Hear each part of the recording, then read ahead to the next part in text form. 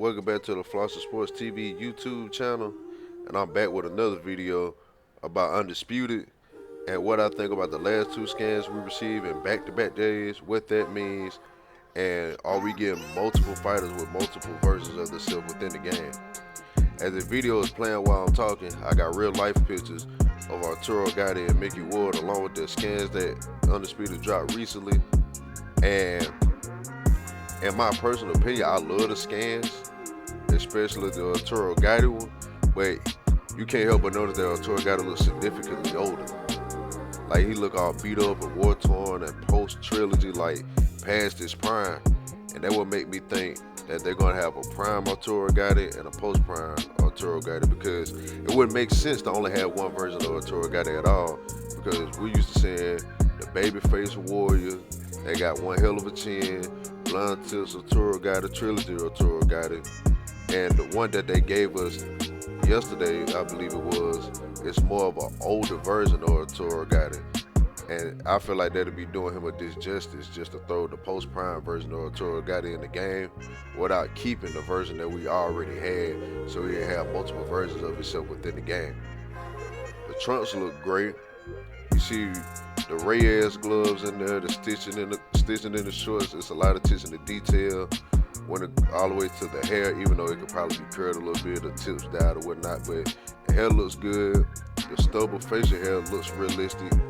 Other than that, I really don't have a complaint about that. In a few seconds, you'll see the Arturo Gotti in-game scan, and let me know what you think about that one. And my personal opinion about Arturo Gotti in this game, Arturo Gotti might be one of the most used fighters in this game, just surely off his will and his chin, really. Like, his refusal to quit has to be great in a video game. It'll probably be hard to knock out Arturo Gotti, because he been through so many wars and got back up, knocked down, got back up, fought the third fight with a broken hand. Like, dude, a true warrior for real. Now, as far as the Mickey Ward thing, I pretty much figured that was pretty much like a done deal as far as us getting Mickey Ward, because how can you have one and not the other? And they're solely in the Hall of Fame for that trilogy, so it only made sense to have both of those guys.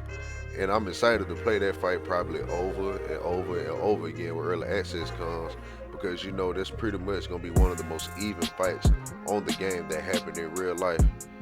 Those two people got the hearts of people that we wish fighters today really had, and they really made for a video game style type of game.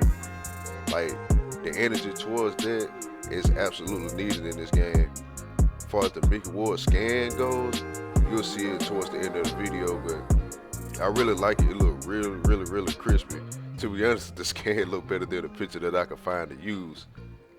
But now I think it's like, what, 11 or 13 confirmed fighters in early access, and all these back-to-back scans and video footage and the full round we got really makes me think early access is going to be somewhere in the near future. I'm predicting maybe the end of November, early Christmas, because when people put out games around the Christmas time towards the end of December, they don't tend to sell well.